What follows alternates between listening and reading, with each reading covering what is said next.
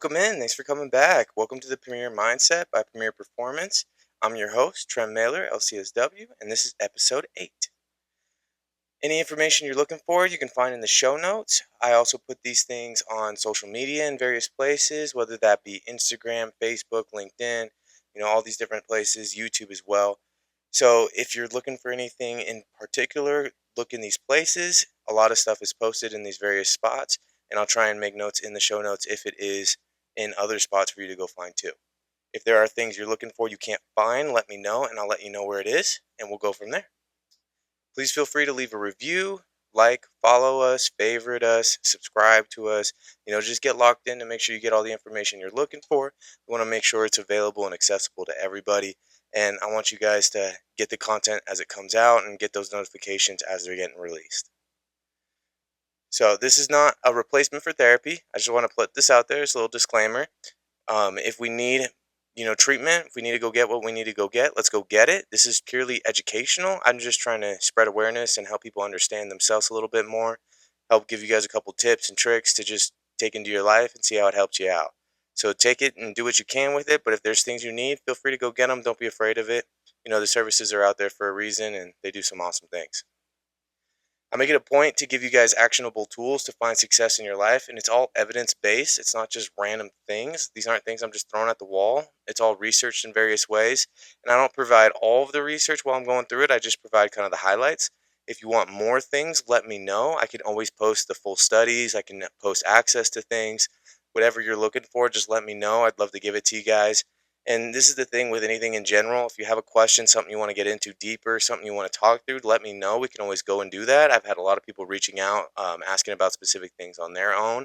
And I think it's been a pretty awesome, conversation to have in various places. And I think some people have gotten some good things out of that. So feel free to reach out and get things that you need on your side.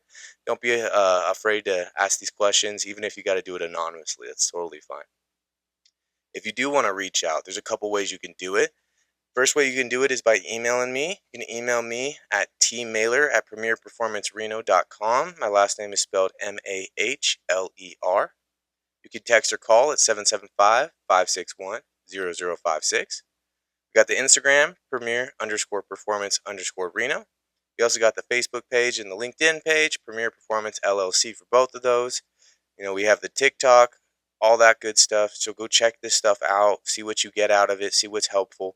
I put little bite-sized clips on there as well so you guys can get little pieces and not just have to sit through the long-form podcast. And I'm just trying to get this stuff out there in accessible ways. So feel free to share those things. Feel free to ask what you need to ask. And, we're going to do whatever we can to help set you guys up and give you the success you're looking for. So what we're going to cover today is depression and just kind of getting into how things work with depression. I know we talked a little bit about it in the anxiety episode because they're kind of connected.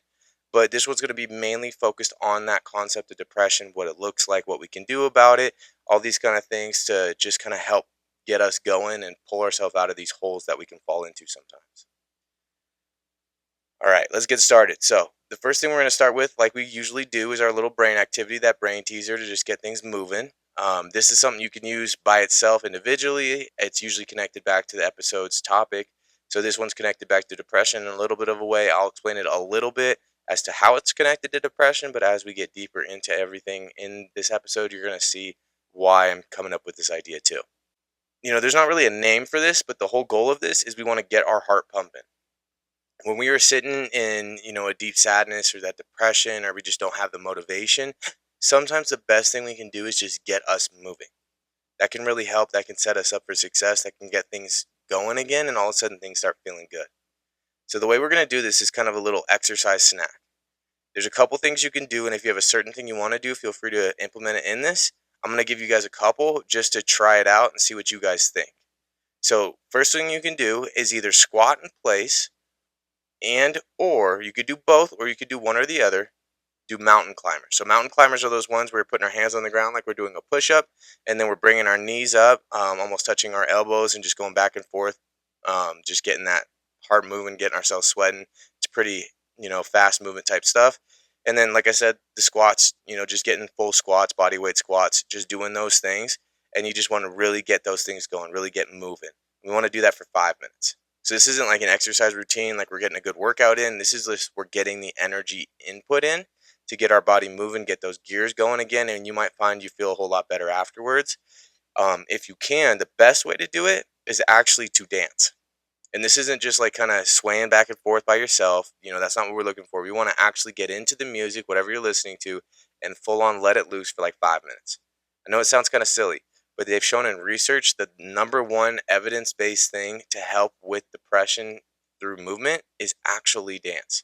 And I'll get a little deeper into that, but I want you guys to try this stuff out. If you don't want to do the dance, do the workout part. That's why I put that in there, because some people just feel uncomfortable doing that, and we don't want people feeling super awkward and uncomfortable.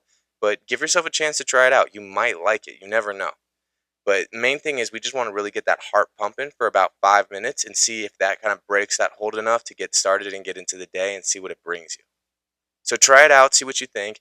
If you like it, awesome. Keep doing it. Maybe bring it into your routine. Let me know if it's helpful. If it's not helpful, that's totally okay. Let me know what went wrong with it, what problems you're having with it. Maybe we can tweak it a little bit and help it work out. So see what you think. See what it does for you, and see if you get anything out of it. And then we're gonna get a little deeper into depression in general now, and just see what we can do with these things. So first things first, what is depression? Depression is a serious mood disorder characterized by persistent feelings of sadness, loss of interest, and other symptoms that can significantly impact our daily life. It's different from occasional sadness or temporary low moods, and it can affect anyone. So this stuff is kind of like I like to explain it almost like a hole we fall into, where it's really hard to get anything going. We're just kind of feeling down, low energy, low mood. Anything that used to be exciting or fun for us before isn't really giving us anything anymore. Everything just kind of feels dull or numb. It's just kind of turning things off, and it can really get in the way of what we're doing. It causes a lot of issues. And this stuff is very common. It happens to, kind of everybody in one way or another, and it can be there for everybody. There's no one that's necessarily like safe from it. It's just something that happens in the right conditions, in the right situation.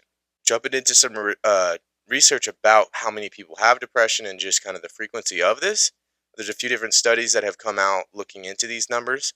In 2020, they did a past 12-month depression like review, and they found that it was prevalent among nearly 1 in 10 Americans, and also around about 1 in 5 adolescents and young adults.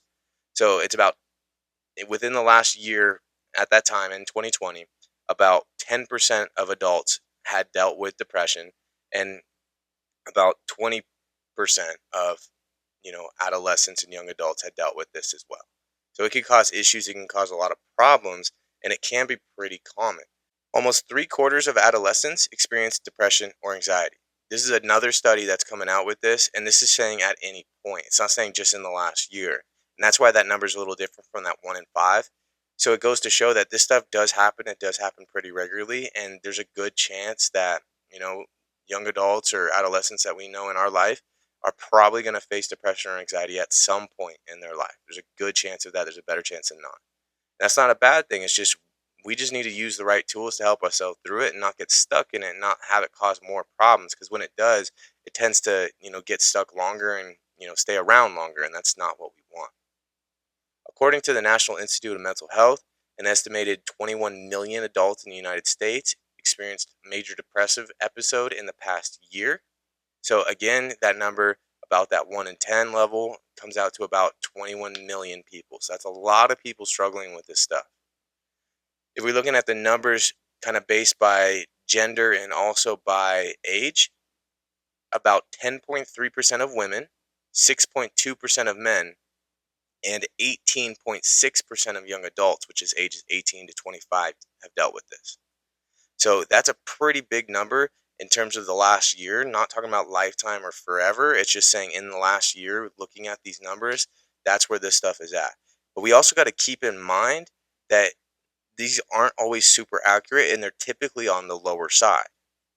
Globally, the World Health Organization estimates that over 280 million people worldwide suffer from depression. This represents about 5.7% of the adult population. So again, a huge number of people dealing with this stuff, and it goes back to that data tracking and how we get this stuff, because if we don't know someone's dealing with this stuff, we can't include them in the numbers. So it's important to not take these statistics as straight up fact that this is just what it is. It's a good chance that they're probably an underestimate based on the actual prevalence of depression, as many people don't seek help, they're not diagnosed, or they never tell anyone about their problems. I mean, think of how many times you guys have dealt with an issue or a problem and you never told anybody. So these numbers, we're doing the best we can, and we're collecting data in a lot of different ways. But there's probably a good chance we're underreporting instead of overreporting. So these numbers are probably higher than what we have. But even the numbers that we do have show that this is a problem. There's some stuff going on that we got to deal with, not only as a society, globally, you know, as people in general. I mean, this is just a thing that happens, and it's been a thing that's been around, as long as we've been humans. So we got to take care of this stuff. We got to jump into it, and don't be ashamed or feel afraid if this stuff is going on. It happens a whole lot more than you think. And sometimes we just got to own it. And trying to hide from these things end up not really helping us out a lot either. Sometimes we don't even really realize this is what's going on. We think something's just off. So I'm going to go over some signs and symptoms of depression to kind of give you guys some insight into when this stuff is happening. And you might have like a click or a light bulb moment of like, okay, maybe there is something going on here I'm dealing with. I want you guys to check into this stuff and get what you need if there is something happening. And if you're not sure, let me know. We can talk it through too. So one thing you keep an eye on is disregarding personal hygiene. Sometimes we just start pushing off things like brushing our teeth, taking showers, doing what we need to do. It could even be things around the house like chores or just things that we need to get done, like washing dishes, throwing things away, taking out the trash. Stuff starts to build up on us and we find ourselves just kind of pushing things off. There's a good chance that something's going on, and that might be something to look at. Another thing is a lack of exercise, just not wanting to move. Like we're literally stuck, and it's not always just like going out and going to the gym. Sometimes it's like we just don't want to move at all. Like we're just kind of stuck at home. We're just not going to work, not going to school, whatever it is. We're just kind of avoiding things, avoiding social events. Things that we normally would go do. I mean, there's a lot of different movies that show this kind of playing out. It's just kind of that like isolation piece of like, I'm just going to sit by myself. I'm going to sit at home. I'm not going to do anything. I'm just going to wait here until I feel better. The hard thing is, we don't just feel better. The really complicated thing with depression and anxiety, too, I know we're focusing on depression, but I'll throw that in there as well, is that these things fuel themselves by telling us to do things that fuel themselves. So depression makes us want to just kind of sit at home and do nothing, just take it easy. And some days we need that. Some days we need that mental health day to just kind of reset, recover, get ourselves back. But sometimes we need to get into things and get things moving again. And it is us just kind of getting trapped in that hole. Same thing with anxiety. When we have anxiety, our body tells us to avoid something. And when we avoid that thing, our brain says that was too hard, that was too big, and we can't do that thing. So then there's going to be more anxiety around that thing next time. So we want to keep these things in mind and keep an eye on it. We don't want to get too caught up in it. Another thing, like we talked about a little bit earlier, is that loss of joy in previously enjoyable things. So things that you were enjoying or would make you happy, they just aren't really doing it for you anymore. That could be a good sign too. Difficulty concentrating could be a big issue. Having a hard time focusing. Sometimes we just don't have it. We get that brain fog that starts to come on. We have issues being on time. Sometimes we just let time pass. We don't really holding ourselves to it. It's just, there's not that urgency with things. We're just kind of letting things slip, whether it's in our personal life, it's in work, it's in school, whatever it is. We're just kind of letting things slip in general, just kind of getting caught up in that head. Sometimes it's excessive sleep, like we're just sleeping 12, 13, 14 hours a day, and we're just kind of trying to hibernate almost and sleep through the day. And that's another sign as well. It kind of goes back to that idea, if it feels better to be asleep than to be awake, there might be something going on that we need to fix with our life and see if we can make it feel a little better. Excessive sugar, processed food, carb intake is also things that pop up in this time, because these things feel good. They give us that feel good rush. So we're kind of seeking out coping through doing these things, which is why we have a desire for more of this stuff at this time. We're looking for that comfort. We're looking for that enjoyment. We're looking to just kind of comfort ourselves to feeling better, except it doesn't really happen. We just kind of comfort ourselves into a box and we get stuck in there. So trying to do things to pull ourselves out of that. And it can also fall into the other side of it where it's a little bit riskier behavior. We're a little more impulsive. It's more of that, like, I don't care what happens. I'm just going to go do this thing and see where it goes. So keep that in mind too. If we're doing riskier things, that can cause a lot of problems. Something you can keep an eye on, especially with children, is body dissatisfaction. This is something that is linked with a depression risk. So even if you're not seeing these active things happening, if you see some of these things playing out in terms of how people are talking about themselves or how they're looking at themselves, especially children, that can be a good idea that there's something going on and we want to get ahead of it.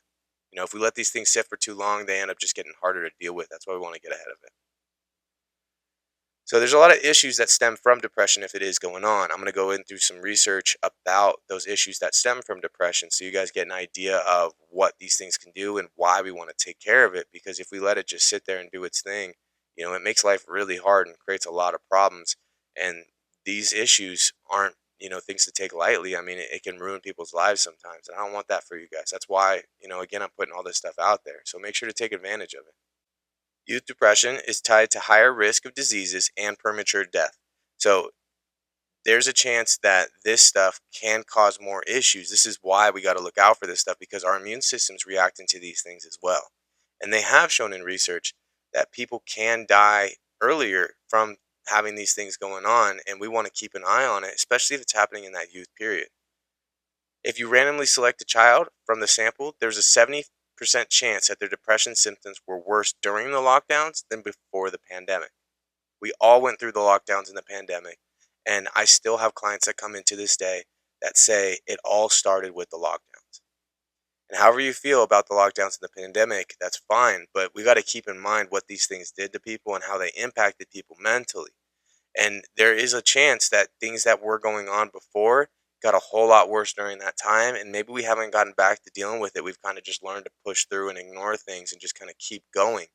And this is also a good idea of what can cause these things to get worse: isolation, fear, threats, uncertainty, transitions, change, lack of purpose. A lot of people were just kind of waiting time out, or we're just kind of like, using substances and watching movies, all these kind of things.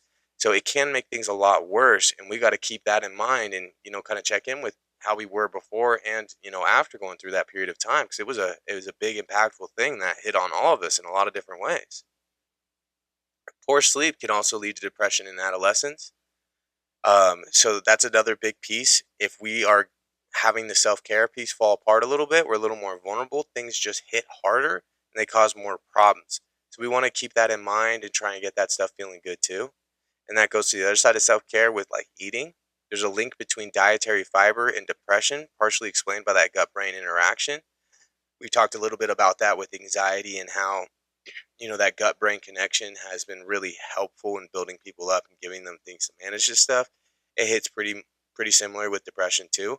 So again, pro and prebiotics are super helpful, making sure to take care of our body, take care of our gut. Dietary fiber is going to be helpful as well. Just kind of taking care of ourselves and making sure our body gets what it needs. They also did a study over 20 years that linked childhood depression to disrupted in adult health and functioning. So depression in youth between the ages of 10 and 24 is both the leading cause of stress and possible risk factor for future diseases and impairment. Now, a study confirms that depression in childhood or adolescence is associated with higher levels of adult anxiety and in substance use disorders, worse health and social functioning, less financial and educational achievement, and increased criminality. So it kind of shows over this 20-year span, they were looking at things and found that when people were dealing with that depression between that age of 10 and 24, it increased those risks of all of those things. Again, this is why we want to take care of this stuff. We don't want these things to turn into bigger problems and bigger issues, and it can hold us back in our life. That's what we're doing with the Premier Mindset, is we're trying to set you guys up to not be held back by these mental health blocks that can get in the way, these obstacles. And that's what it kind of hits on with worse health and social functioning, less financial and educational achievement, and increased criminality. All of those things are going to disrupt your life and cause problems. And we want to take care of these things and not let them build up on us, because that's going to cause a lot of problems. And I don't want you guys dealing with that. Patients with treatment-resistant depression were at a higher risk for early death. And they've shown this in a study as well. Patients with treatment-resistant depression have a 23% higher risk of death than other depressed patients. They also have twice as much outpatient care and spend 3 times the number of days in inpatient care. This is big because of the difference of treatment-resistant depression and just depression. These are similar things, but two different things at the same time. There's no real like official definition of treatment resistant depression. What you should think of with that is just that I've tried treatment, whether that be medication, therapy, these kind of things. And after trying a couple different things, nothing has really worked. And that's not saying that nothing will work. There's a lot of things out there showing help with treatment resistant depression. We just got to go about it a little bit of a different way. And maybe the standard stuff just isn't working. So we want to keep that in mind that if this stuff is going on, it might be a little more deep rooted. It might be connected to something like trauma. There might be other things we might need to do. So we might need to explore it a little bit more. And this is also worth keeping in mind that if you've tried to get treatment for these things before and it hasn't worked, don't give up hope. Try and go get your things. Try and get these things checked out. You might be surprised what you could get done. And we want to help ourselves get away from these things because, again, it's just going to make life harder. Another study showed depressive symptoms in young adults linked to thinking, memory problems in midlife. So, again, if we're dealing with this stuff early on in our life, it tends to lead to more problems later in life. They showed this again in another study that depressive symptoms may hasten memory decline in older people. So, again, making it quicker to fall into like Alzheimer's or dementia care, these kind of things where it starts creating problems and issues. We can't remember things. It's going to impact us. And it can impact us at early ages too. I've had plenty of people coming in having issues with their memory. So try and jump on these things. Don't let this stuff just sit behind closed doors and just kind of build up on you. It doesn't really work out well. Another thing that can increase the risk for depression in general is multiple moves, especially during childhood. And I know that sounds a little off and a little random, but there is a good basis for this. People who experience a significant number of moves before the age of 15 are shown 40% more likely to be diagnosed with depression later in life. The reason for this, and there's a couple different things, it's a complex situation, but is mostly around the social component. We don't really get a chance to build a home base, create a spot where we can connect with people, social relationships, build up things where we're at, like a certain school or, a program, a sport, like to really kind of get our roots in the ground. With the constant moving, we're constantly kind of in this transition phase, and that can be really stressful. It can lead to us not trusting people. It could lead to us not connecting with people. It could lead to us just naturally isolating in a lot of ways. So there's a lot going on with that situation, but that's something to keep an eye on as well. You see a lot of this with like military families where they move a lot and there's a lot of things going on.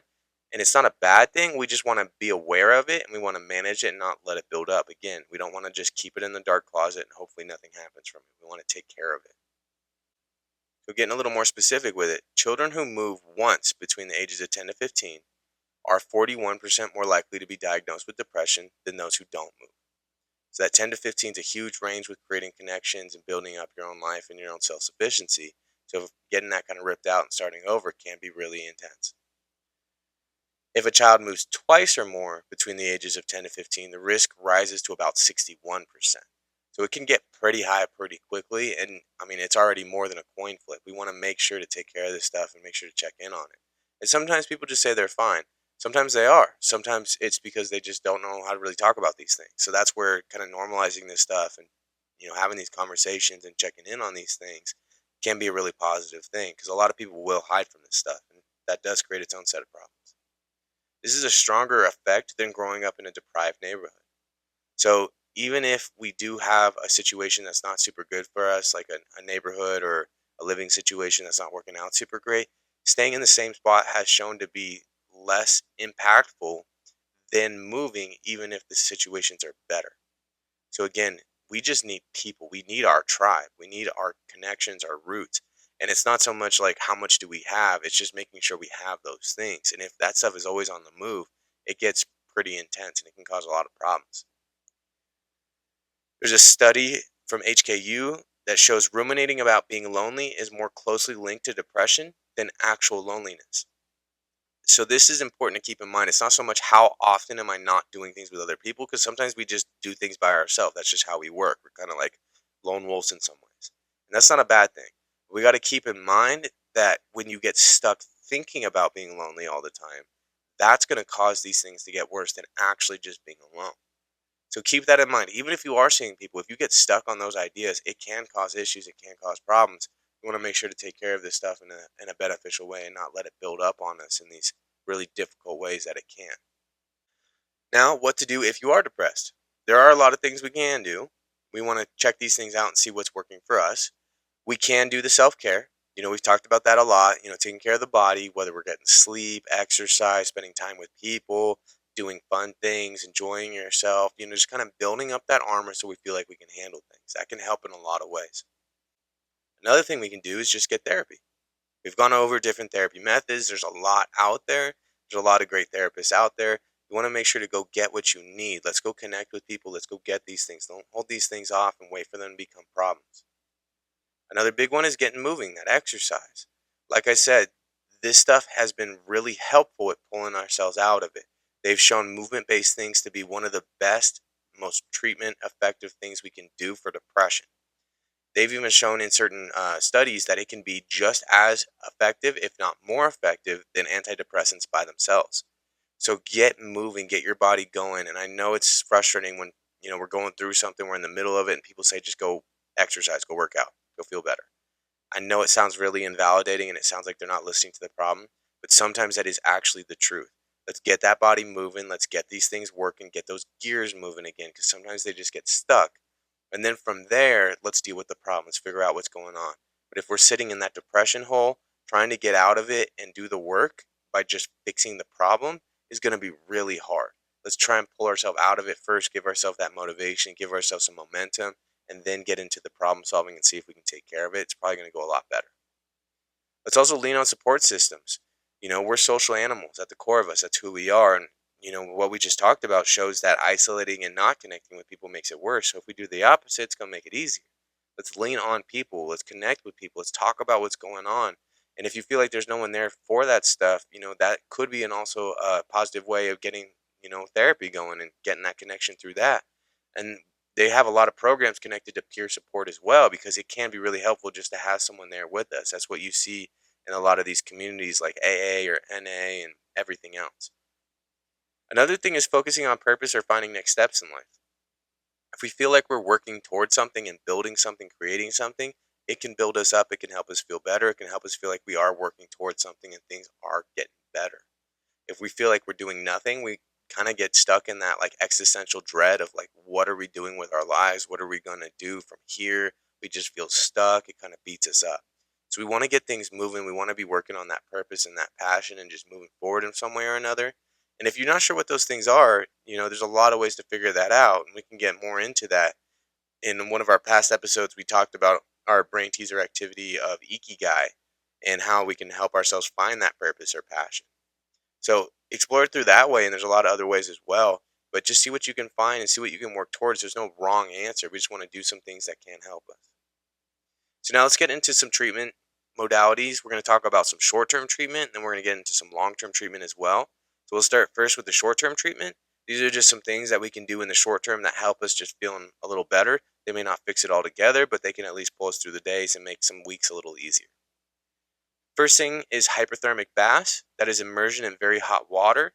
That's about 40 degrees Celsius or 104 degrees Fahrenheit to achieve that hyperthermia. Participants who received the hyperthermic bath treatments demonstrated clinically significant improvements in measures of depressive symptoms that lasted up to 4 weeks after the baths were discontinued. So this can last for about a month. So just kind of heating up that body can create, that impact that we're looking for and pull us out of it a little bit more. Be careful with that. Don't do anything dangerous. Like don't sit in hot water too long or push yourself behind before or past a point you're not able to handle. Be aware of where we're at. Make sure we're doing things in supervision of others, just so if something goes wrong that we can handle it. But that can help out in a lot of ways. They also exhibited at the same time improvements in sleep quality, which, as we know, is going to help with that self-care and help build us up too. They didn't find any change with heart rate variability, which isn't a huge deal. Heart rate variability, if you're not aware of that, can be a good measure to just check out how our body's handling things and how it's doing with stuff, especially with like stress load. So that can be something that we pay attention to, especially if you got like any of these heart monitors, like Apple Watches or any of that kind of stuff. So keep that in mind, and we'll get deeper into that stuff in the future too. But that can cause, some good stuff, and that can be a great measure to check out and see how your body's handling things. During the lockdowns, they also did some studies on just getting through that time period because we know how impactful it could have been. And they found that boys who play video games have a lower depression risk during that time frame because they were getting some social input, some social aspect. And this could work just as much for girls as well. They just specifically looked at boys in this study because that was just what they had in their cohort that they were looking at. But they did find that, and that is something to keep in mind. A lot of times we talk about not doing video games or not getting stuck on like screen time, whatever it is, and there is limits that we need to follow by that. But we sometimes disregard the social aspect of connecting with people through these things and how that can help as well. Another study found that waking just 1 hour earlier cuts depression risk by double digits. This suggests that if someone normally goes to bed at like 1 a.m., but goes to bed at midnight instead and sleeps the same duration, like doesn't get an hour extra sleep, but just the same amount, they could cut their risk by 23%. If they go to bed at 11, they could cut it by about 40%. So, getting our day going earlier and getting to sleep a little earlier can actually help reduce the risk of depression by itself, too. Part of this is just what happens when we stay up late at night. We kind of get stuck in our head. We're, eating junk food. We're watching movies, playing video games. We're talking to people. We're just kind of isolating. There's a lot that could go on. And if we kind of get to bed a little earlier and just get the day started earlier, you might find that things feel better. It could be something like maybe you go to bed a little earlier, you wake up early to work out and then get your day started. And you just start feeling better because now you got that sleep adjusted, and you also got the self-care in of the workout, and then you get into the rest of the day and you might feel pretty good, and then that might help you go to sleep a little earlier the next day too. So keep that in mind. And that goes to the next study, which is physical activity jolts brain into action in the event of depression. It is known that physical activity does the brain good, as it, for instance, promotes the formation of neuron connections. This could certainly also play a role here, and this is why we really want to get that body moving. They've shown it over and over again. There's thousands of research articles that point back to physical activity and how helpful it is for depression and depression risk. So get that body moving, and it doesn't have to be in one way. It's not like you have to go for a run. Find something exercise related that you like. If it's playing tennis, go play tennis. If it's, running around, go run around. If it's something else, go do that. But we want to find something that feels good for you, because that's going to build you up and it's going to give you the beneficial results you're looking for. The best way to fix a sad mood is whatever you think works best. A study found that the things that you focus on that are your strengths can help us get these things feeling better faster, because our brain is already set up to believe we're good at these things. So focus on those strengths, whether that's helping other people, whether that's, sitting in thought, whether that's, playing the guitar, whatever it is. Just focus on your strengths and build yourself up with that. If we focus on those strengths, we start to feel good. It can build up self-esteem. It can really help us feel better.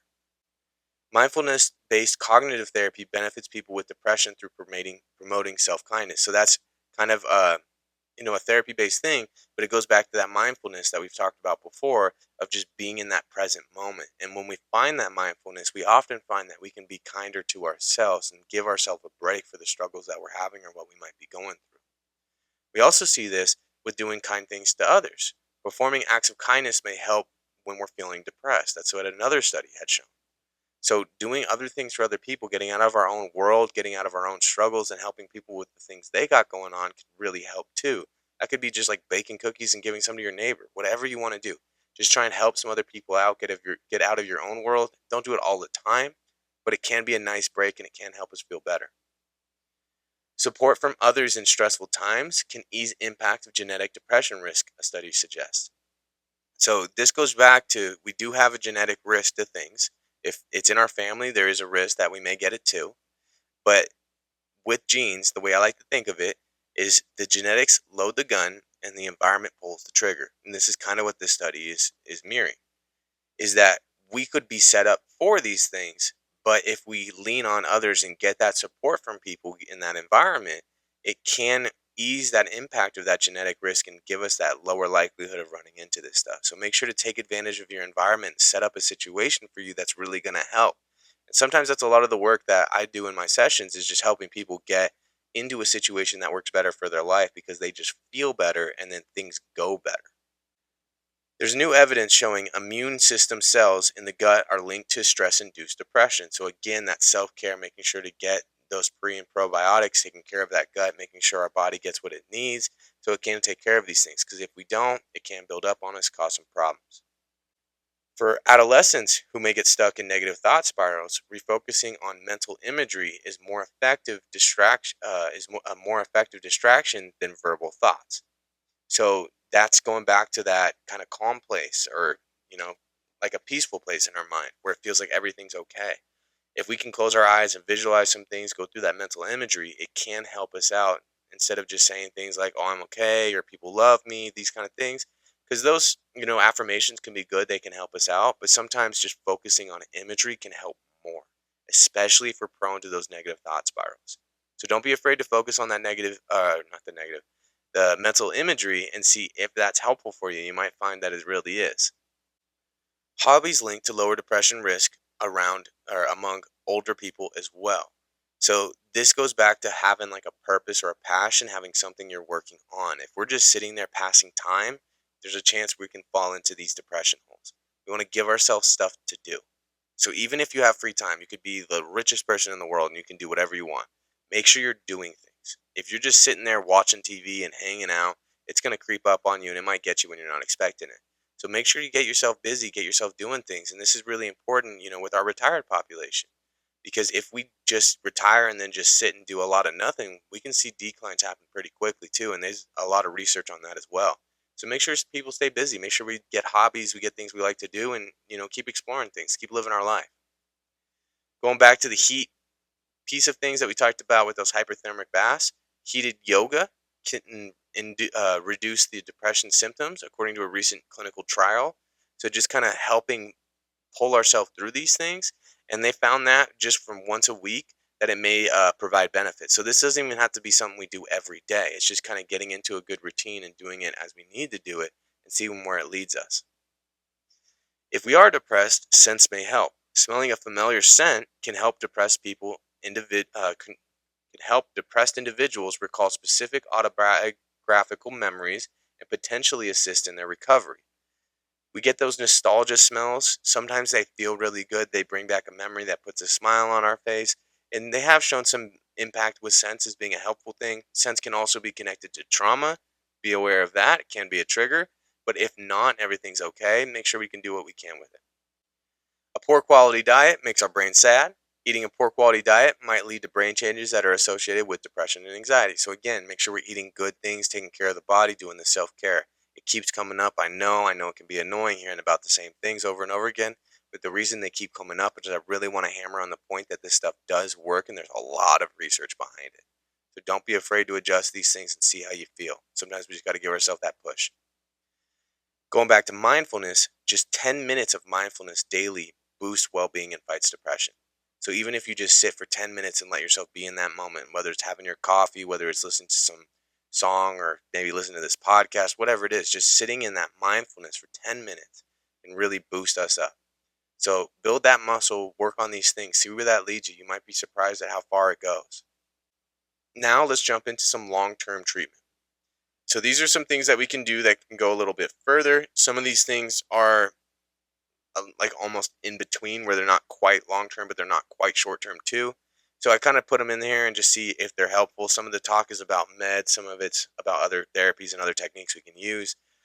So I just want to put this stuff out there and see what you guys think. So for long term treatment, one thing you can do is personalized brain stimulation has been shown to alleviate severe depressive symptoms. So that is like the TMS stuff. That's like just kind of creating stimulation in that brain and getting things moving.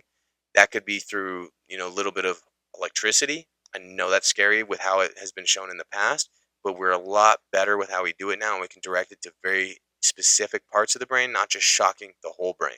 And there can be some cool things from that. TMS, like I talked about, is about magnetism. It's about using magnets to try and help make this happen as well.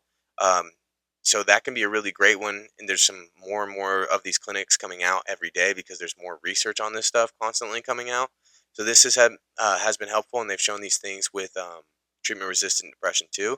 So explore the stimulation side of things if you feel like you're just stuck and you can't get things going, whether that be through magnets or electricity. And keep in mind, they're a lot better at this now than they used to be. It's not just like let's shock the whole brain and see what happens. They know what they're doing and what they're hitting and exactly what it's going to do. And there are parts of our brain that just go dormant sometimes, especially when we get stuck in these holes. Sometimes we just got to give something to kick it back up and get it moving again, and then all of a sudden things start working again and feeling good. Going back to our environment, street trees close to the home may reduce the risk of depression. So keep in mind, being in really treed in areas or forested areas can help. And it doesn't have to be like crazy, but just having these things around can be helpful. And sometimes we don't have control over this, but keep that in mind in terms of your living situation too. If you're in a place of just like a concrete jungle, I mean, it might really mess with you. And sometimes we don't realize how much it is messing with us. So just keep that in mind. With meds, I like to point this out just because I want people to be aware of it. I'm not saying meds are bad. Meds can do great, amazing things, but sometimes we don't talk about the side effects or the withdrawal effects that come from these things, and that can cause more issues for people and keep people on these things long term, which isn't always the goal. More than half of people will experience withdrawals with antidepressants. Withdrawal effects of antidepressant cessation can be mild to very severe. The symptoms can include anxiety, dizziness, irritability, nightmares, nausea, zaps, which are just that like electric shock sensation we can get, and a return of depressive symptoms. Sometimes these withdrawal effects make us think that we can't do things without the medication. And the medication can be great, but the way I like to talk about it and think about it is kind of like a crutch to help us go and help us walk until our leg heals on its own and then we can walk on our own again. We don't really want to be on these things our whole lives. So keep in mind that sometimes these withdrawal effects aren't talked about, and when we do slowly pull ourselves off this stuff, and we want to do it with the doctor who's prescribing it, we don't want to just take ourselves off our meds on our own. That's not a good idea. We can run into these problems and start to convince ourselves that I'm not better, there's still issues, I need to get back on it. Keep in mind, it could just be a withdrawal effect. And it may not be. Maybe there are still things going on and, we did need that level of medication, but maybe we don't. So just keep that in mind and keep that in mind while you're getting these things done. We don't want to necessarily be on these things our whole life. We want to find solutions. We want to move past things. We don't want to just get stuck on stuff. Another thing that I've talked about a little bit before is psychedelic spurs growth of neuronal connections in depression. Yale researchers show that a single dose of psilocybin given to mice promoted a immediate and long-lasting increase in connections between neurons. These findings are published in a journal called Neuron, and they found that we not only saw a 10% increase in the number of neuronal connections, but also they were on average 10% larger, so the connections were stronger as well. This is from Yale's Alex Kwan, an associate professor of psychiatry and neuroscience and the senior author of the paper. And chronic stress and depression are known to reduce the number of neuronal connections, so this gives us a way to build it back up. They found increases in the number of dendritic spines and in their size within 24 hours of administration of psilocybin, so it can work pretty quickly, and these changes were still present a month later. Also, the mice in the study subjected to stress showed behavioral improvements and increased neurotransmitter activity after being given the psilocybin. So not only did it help build back up the brain, not only did it help us keep going and manage things for long periods of time, but it also helped us manage things well after giving that psilocybin dose and increase that behavioral improvements as we're going through our life. So it can increase things in our brain, help build our brain back up, all the neurotransmitters, all the connections that we got going on there. And it can also help manage stress in the future moving forward. I like to bring these things up because, from what I've seen, the research I've done, this seems to be kind of the cutting edge of these things. The hard thing is it's just not fully available to really explore as a treatment option right now. It is in some places and in very specific studies. And the issue with that is that some people are exploring these things on their own. It's not necessarily bad, but we got to be very careful and we want to do it in a very controlled way because if we don't, it can cause bigger problems too. So hopefully we get things moving with that. Always check in with your local laws of what's, getting put on the books and what's not, because hopefully we can open up treatment with this stuff and start using these things to really help. Because another study also showed that psilocybin treatment for major depressive disorder has been effective for up to a year for most patients. So it can do a lot of really great things and it can work for long periods of time. We just got to help ourselves get there. And, sometimes we just don't have the access to these things like we'd want to. Psilocybin treatment for major depressive disorder is a really big thing and there's a lot of research coming out on it. We just really want to do it the right way. And I want to put that out there for you guys to be aware of, that these things are coming, to, kind of open your mind to it. But let's use the things that are out there now and kind of explore those things, especially with a professional, because we don't want to do something that's going to make something worse. Things are hard enough. We don't want to make them harder. A new finding on how ketamine prevents depression showed that elevated glutamate release has been linked to stress, depression, and other mood disorders. So, lowered glutamate levels may explain some of the effects of ketamine. Ketamine has been helpful in a lot of ways. Some people are doing it very, impulsively, where they're just kind of doing stuff. We want to, again, do it with a professional, make sure we're doing it the right way and we're taking it the way we need to take it. We don't want to do it in a way that's going to possibly cause things to get worse or even create a dependence, because that's going to cause more issues and a whole other set of problems. But there is a lot of evidence showing that ketamine can be very helpful with these things. So also, let's not turn our back on this stuff, even if, we're feeling a little iffy about it. It could be really helpful. Ketamine has been really effective for treatment-resistant depression, another study has shown. And, kind of going back to another piece of this, that the magnetic field applied to both sides of the brain with that TMS part has shown a lot of rapid improvements with depression too. So there's a lot of different ways to get in there and take care of depression. We can do it through psychedelics. We can do it through substances like ketamine. We can do it through magnetics. We can do it through electricity. We can do it through social connections. We can do it through self-care. We can do it through therapy. There's a lot of stuff out there. We just want to find the right fit for us, and just keep in mind that there are a lot of options, and to not give up hope if it feels like the things that you have tried haven't worked. Because it may have just been not the right fit for you, and if we change it up a little bit, it might work out a whole lot better. With all that in mind, we talked through a lot of the research. We're going to kind of finish things up. And the first thing I want to do is talk about what to do if you know someone who is depressed, or even if you are depressed. If we ourselves are depressed, go get the help you need. Lean on somebody, reach out to somebody, talk to someone. If you sit with it by yourself, that's one thing they've shown over and over, that it's going to get worse. Don't sit with it by yourself. Even if you feel like you have no one to talk to about it, talk to me about it. I'd love to hear from you guys. I love getting these conversations with people, and I've had a few and they've been awesome.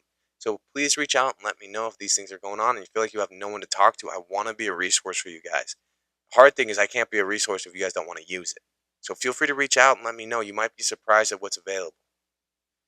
If you know someone else who's going through this stuff and dealing with it, just check on how they're doing. See how they are doing. Maybe they don't want to talk about it. That's okay. But try and check in. They might be wanting to. They might just be waiting for someone to ask how they're going, how they're doing. So check in, see how things are going, see how they're doing. And if they do talk about struggling and, needing help, if you don't know what to do to help, and, it's a kind of a tough problem and there is that depression going on, refer them to a professional to get some help with it. You could send them to this episode if you'd like, and just see if they get a little bit of insight of what they could do and who they could seek out to get what they need. But we want to get people comfortable talking about this stuff, and we want to get people talking to someone that can help them, that they feel comfortable talking with as well. So that could be like a therapist, that could be a family friend, that could be a pastor, a priest. It could be a lot of stuff. We just want to make sure that people are getting what they need. And the one thing we've shown is that we need to reach out to other people. We can't do it all by ourselves. There's a lot of research on different things we can use to help with this stuff. You can point into this episode to look at that research. You can even just look up research on its own for people to check out. Hopefully in the future, my plan is on my website to have a bunch of research for you guys to access whenever you'd like. Because again, my main goal of all this is just to increase awareness and education. I just want to help you guys out. So we're going to keep putting things out there. Just try and point people in these directions, because people are pretty good at helping themselves if they know what their problem is. It goes back to that recognition being the first step. So once we know there's something going on, there is an issue happening, we want to take care of it and help ourselves through it. And we just got to jump on these things. And sometimes we're worried about how people are going to view us or what they might think of us. It's not a bad thing. We just got to get what we need. So help yourself go get those things. There are some prevention strategies as well for depression. Higher physical activity halves the risk of depression in a large study. They looked at close to 400,000 participants. So this again is a big piece, and I'm really hammering on the physical activity, because sometimes people take it offensively of like, don't tell me to work out. I'm just feeling this way. I need to feel this way. But the reason for that is sometimes it breaks that pattern and pulls us out of it. And then we look back at it and we realize we were stuck in something we didn't see at that time. So try and push yourself to that physical activity. See what it does. It's not going to fix everything, but it's a very nice thing to lean on. It's a good structure to kind of build that support for ourselves. Other things we can do, we talked about self-care, the social support, feeling as if you have a purpose, building up hobbies, all these different things we kind of mentioned. Make sure to just take care of these things and do these things now, even if nothing's going on. Because yes, it can help when things are going on. But if we build these things up now when everything's okay, there is less of a likelihood you're going to fall into those traps, fall into those holes, and just have less problems in general. So keep that in mind. Do what you can with that, and hopefully these things help out. So if you get something great from this, that's awesome. That's the goal. I hope you guys got something from it, whether it just be a little clip or a little something, or even if it's just the whole podcast episode has been helpful. If this is helpful in any way, feel free to share it. Send it out there to other people. I want to get this stuff out to as many people as I can. And having more people doing things well in their life and feeling good in their life is going to lead to better connections in our life. And it's going to lead to us having more happiness in our life too. So help people out. Send them these things. See what they do with it. They might love it. They might get something really cool from it. I just really want to spread that awareness and that education because there are problems people deal with that we don't have to deal with. Some of these things are very treatable and we can take care of them relatively quickly if we just do the things we need to do. With that in mind, also leave a review. If it's been helpful, let me know. And if there are things that I could do better, please tell me. I want to. I want to know what could be helpful, and I want to set this up in a thing, set this up in a way that's going to help everybody get the most they can get out of it. I don't want you guys getting stuck on it. So keep that in mind, and let's see where that goes. I make it a point to give you guys actionable tools to find success in your life. Just let me know if it's helping. I want to know if these things are working out for you, and I love to stay connected with you all. So keep me involved. Let me know what's worked. Let me know what hasn't worked. Let me know what you like. Let me know what you don't like. I'm open to all of this feedback. I just like to stay connected with you guys and know what's working and what's not. If there is anything you'd like to say, anything you want to update me on, feel free to reach out in these various ways. You got my email, tmailer@premierperformancereno.com. My last name is spelled Mahler. You could text or call at 775-561-0056. So be free to send your questions, whatever they may be.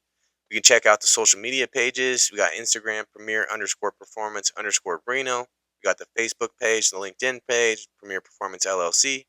So, explore these things, reach out to me. There's a lot of different stuff on this, and I'm just going to keep putting things out. We're just going to keep hammering out content because I just want to give you guys everything you need to be successful, to optimize performance, and just live a life that you never thought you could.